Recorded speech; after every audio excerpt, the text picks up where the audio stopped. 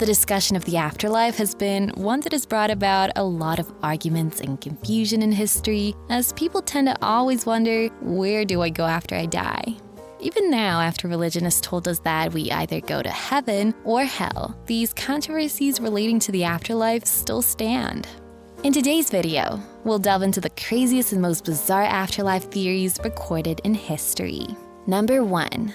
Persian theory. Unlike the normal belief these days, Persians believe that when you die, your soul doesn't just up and leave immediately.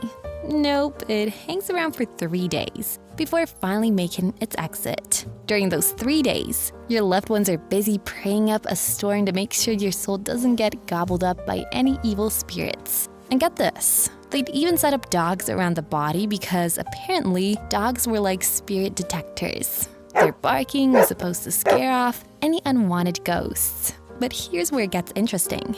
This wasn't the end of the story until a priest named Zoroaster came along.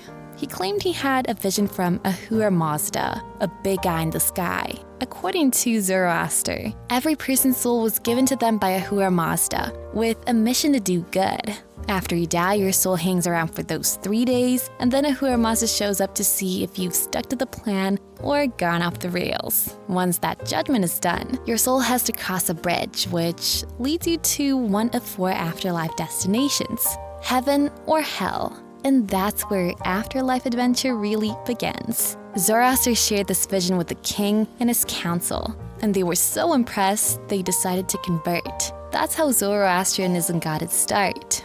All thanks to Zoroaster's divine pitch. Number 2. Celts theory.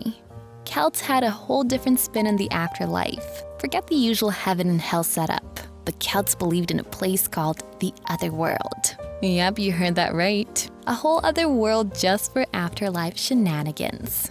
Crazy, huh? But wait, there's more. The Celts figured the Otherworld wasn't too different from our own universe. It's kind of like our world's twin, but with some extra perks, like a VIP lounge where their gods hang out. In this other dimension, you'd be free from all the usual annoyances like sickness and pain.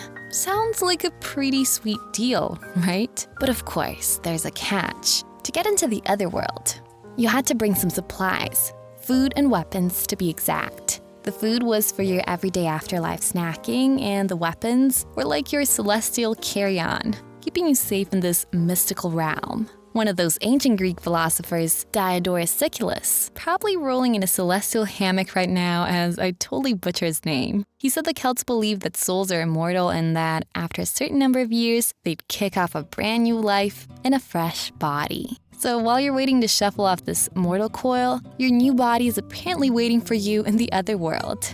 Talk about planning ahead.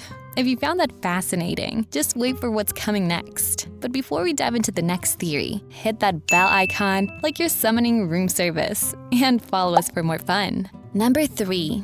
Egypt theory. Saying the Egyptians had an interesting take on the afterlife is like calling the pyramids a bit pointy. These folks believe that when you croak, you don't just rest in peace. You set off on a grand journey to a place called the Field of Reeds.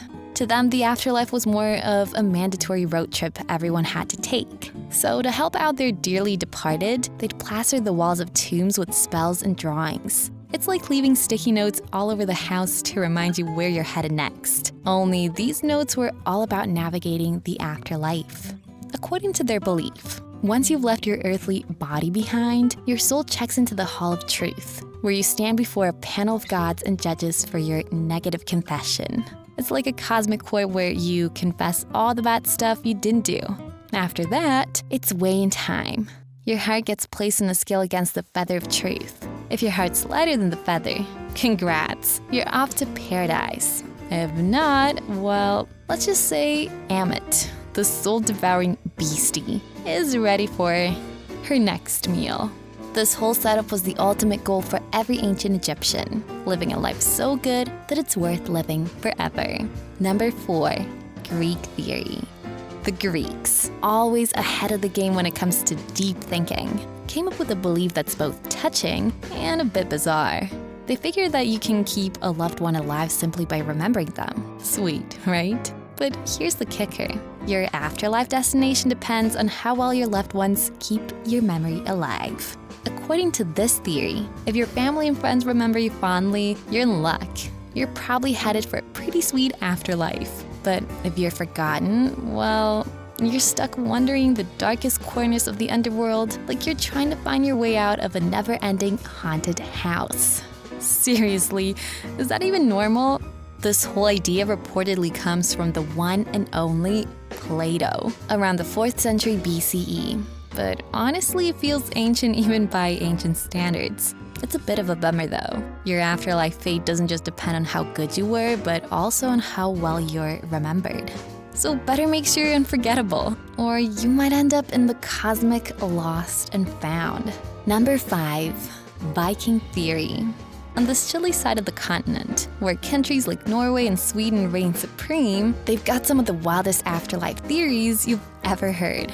Forget the whole good people go to heaven, bad people go to hell routine. Over here, where you end up in the afterlife depends on how you checked out. If you died in battle or got caught up in a war, congrats! You've scored a one-way ticket to Valhalla, the ultimate VIP lounge for warriors. It's like an eternal after-party where you get to hang out with the king of the gods himself, Odin. Until, get this, he dies. But who's even keeping track of Odin's expiration date?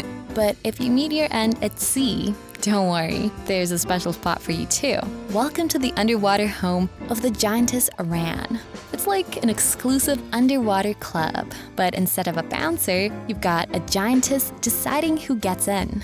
So, while most of the world is obsessed with morality-based afterlives, the folks here are all about how you went out. And honestly, that's one way to keep things interesting. Number 6, Mason theory. The Mason people are right up there in the Hall of Fame for bizarre afterlife theories. They've got this idea that the afterlife is a 3-story affair: the upper world, the middle world, and the underworld. So here's the breakdown. The upper world is basically the sky. Think of it as the celestial penthouse suite. The middle world is where we're all hanging out right now. And the underworld, well, that's tucked away under the sea, like an exclusive underwater hideout. Now here's where it gets really interesting. Because of this belief, they don't just bury their dead anywhere. Nope, they go all in and bury them in sinkholes and swamps, just to make sure they've got their bases covered. So if you're wandering around Mason territory and stumble upon a random swamp, don't be surprised if it's got some spiritual significance. And that's not even the strangest part. It's so common in the country that finding a Mason person who believes otherwise is like finding a needle in a haystack. Only the haystack's in the underworld. But don't go anywhere, because we've got more wild theories coming up next. Number 7, Chinese theory. This video wouldn't be complete without discussing how Chinese weird beliefs favor the afterlife. According to these beliefs, the Chinese soul is 2-part system, like yin and yang, kind of like a spiritual combo meal. The yin part of your soul sticks around in your body after death, while the yang part says, see ya, and heads off to the afterlife. Now here's where things get interesting. Much like other beliefs, the soul of the dearly departed gets summoned to a godly court, where its deeds are checked, and it's decided whether they've been naughty or nice. If you've been righteous, you're presented with a choice: cross a gold bridge or a silver bridge. But don't worry, this isn't some ancient version of, let's make a deal. If you pick the gold bridge, congratulations. You're headed to the pure land of the West, where your soul gets to glide through the cosmos until it finds its ultimate chill spot. Choose the silver bridge, and you're in for a rebirth as a god. So it's like a win-win for the righteous, really. But if you've been bad, well, things take a turn. You're hauled off to meet the 10 magistrates of hell, where they've got the list of all the wrongs you've done, and they're ready to dish out some serious punishment. After a time in hell, some souls even get reincarnated, which is like getting sent back to the start of the game for another try. Number 8, Hun theory.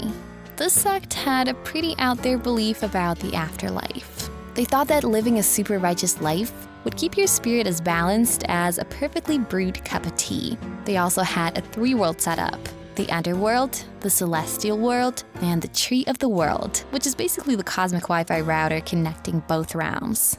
But hold on to your hat, because here's where it gets really wild. They believed that you could actually live in both worlds at once. Yeah, you heard that right. For instance, their shaman had this extraordinary skill. They could pull your dying soul back from the underworld and give you a second shot at life. But if the shaman flubbed it, well, that's a one-way ticket to the great beyond for you. It's like the ultimate high-stakes game of life and death. Number 9, Sumerian theory. These are the people who have no belief in either heaven or hell, nor do they believe that a person goes somewhere after they die. Atheists would probably be grinning from here to here right now. Sumerian believes that people of the underworld are living like those in the normal world and are just normal people who try as much as possible to survive, just as we are striving to survive.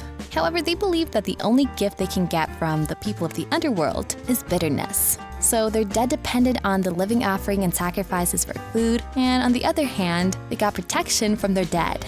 If they failed to keep their end of the bargain, their dead come back to Earth as what we call Etim, or ghost, and torments them, forces them to have bad hallucinations, and even possesses them. And last one for today, number 10, Roman theory. The Romans have quite the dramatic setup. Their afterlife theory is like a blockbuster funeral event, all the bells and whistles. According to Roman beliefs, the whole shebang starts with an epic funeral. This is their golden ticket for the soul to make it across the afterlife. During the funeral, the family and friends go into full-on isolation mode. Think of it as a VIP room, but for mourning. They're hunkered down in a room, praying for the dearly departed and making sure not to say anything bad about them, because the soul is still hanging around. Talk about keeping things positive. Now here's where it gets really wild. To make sure their loved ones safely cross over, they're required to create a cacophony of mourning sounds. Yes, you heard that right. More noise than a rock concert. But if you're not exactly a fan of loud wailing, no worries. The Romans had a clever trick up their togas. They hired professional mourners. That's right, people whose job was to cry on cue. So you could just sit back, relax, and let the pros handle the drama. There are more and more bizarre and crazy afterlife theories in human history that have been followed for several years. But let's hear from you. Which one do you think is the craziest? Remember to subscribe and click on the bell icon for more of our incoming videos.